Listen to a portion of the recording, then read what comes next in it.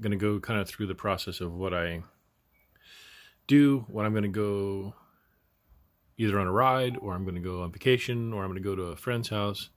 And again, like I said, today I'm going to go to my buddy's house and watch the Kansas City Chiefs win the Super Bowl. So how am I going to go through this process? Well, first thing I'm going to do is think, which travel case should I bring? If I'm going on a ride, it's going to be probably this 5-count Herfordor. But in a situation like this, where I know I'm going to be with other friends, we're going to often trade cigars. I'm going to probably smoke more than 1 or 2 or maybe even 3 over the course of the Chiefs winning the Super Bowl. And I'm probably going to offer up cigars to friends and things like that. So I know this 5-count is going to be too small, because if I'm smoking 3 myself, let's say max, and there's going to be 70 plus people here, that only leaves me a couple of cigars to give away. So for me, I'm going to always bring something like this, my 15-count Herfordor.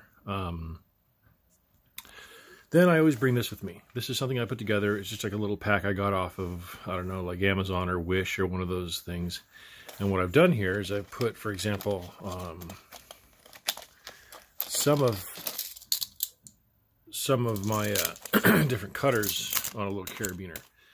So I've got a bunch of mostly straight cutters and then a punch.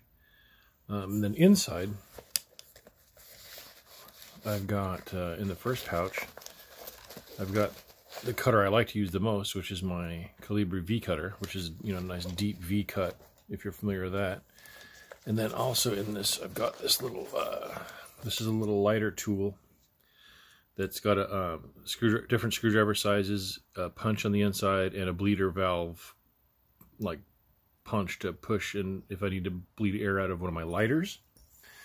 And so that's kind of cool, because you never know when you need to adjust your lighter, because sometimes as the fuel gets low, you need to turn up the flame height. Anyway, here's one of the lighters I always carry, which is one of my favorites actually. It's 3 straight across instead of like in that the typical little pyramid pattern. I like this across because I can sweep it up and down on my cigar, and it's like I always describe it, it's like a flame blade, and I really like that a lot. And this one's made by Vector. I think this is like 25 bucks. This is probably by far one of my favorite lighters that I carry. And I think I've always got it back up.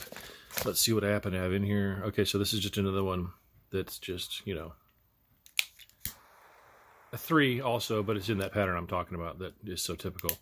But it's kind of funny that if you do notice that both the lighters I'm carrying are see-through.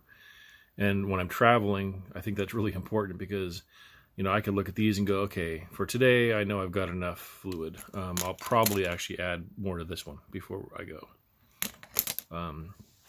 Anyway, so that's step 1, far as what am I going to bring, how am I going to bring my cigars, what supplies do I need to have with me for myself, and again, to share it, because this is a social thing. I've gone over that so many times. Okay, what's step 2? Step 2 is coming over to the humidor. And to be honest, what I do, and given that, it's a subjective thing, a lot of it's like, how do I feel that day? It's like anything else. It's like, what beer do you grab? What soda do you grab? What wine do you want? Whatever whiskey. What food do you feel? It's all based on how do I feel today. So that's why it's, there's no solid recipe for, okay, if I'm going to a Super Bowl party, here's what I'll bring. I don't know. What I'll do is I literally will go drawer by drawer, and I'll look and say, let's see, that's what I got there. And obviously I'll dig through, and I might go here. Do I want to take any of these? There's always thought processes. These I've got only a few of, and I kind of want to save them because they're commemorative. They're kind of cool. This one I got in Missouri at a cool place in Weston. I don't really want to smoke that one yet.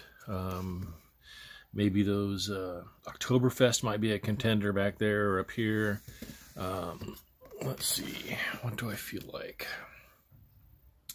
So there's some I know I won't do. Like, for example, this one.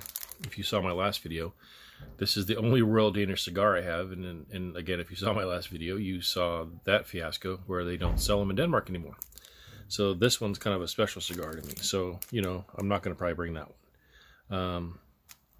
But there's some other ones that are really cool that I might think about bringing. But again, I'm kind of looking to see what jumps out at me. What could be like a flavor profile. You know, these are some of the acid. This is one of my infused drawers. So it's got a lot of different acid stuff in here.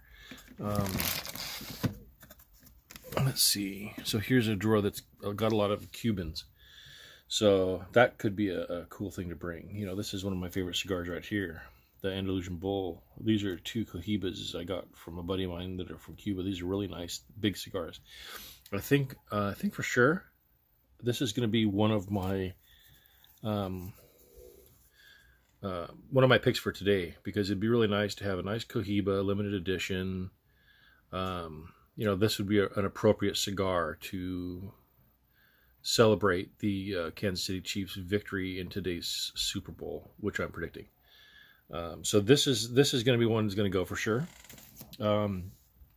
I might think about bringing some of these other ones that I have multiples of to maybe give out to a few friends that I know really would appreciate that kind of a cigar. And then let's see what's in the bottom here. The bottom here is, again, these are a lot of infused or flavored cigars. So I might, you know, do a medley. So, for example, I always bring things like this.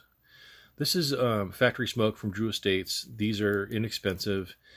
They're slightly flavored or infused. So these are, I always bring cigars that I'm willing to give away to people that don't really smoke cigars but want to try one.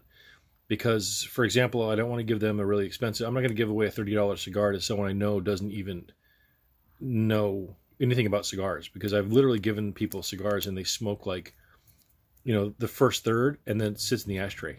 You know, so I'm not going to be blunt, I'm not going to waste a really good cigar on someone who's not going to really even appreciate it anyway. And I think that's a fair statement. So what I'll bring is a lot of things like these factory smokes, and I've got some other cigars that I'll buy like bundles of that I know they're not the greatest cigar in the world, but they're not bad either. I don't really buy any bad cigars, so I don't feel bad saying, yeah, here, try one of these. So that would be sort of my selection process, really, is just going through, and to be honest, just how do I feel today? And so that's going to be my my method of selecting cigars to bring. So anyway, that's it for now on this part. I'm going to probably add in some stuff from the Super Bowl party itself, kind of see what I'm talking about in, like, you know, the kind of social settings I'm always referring to.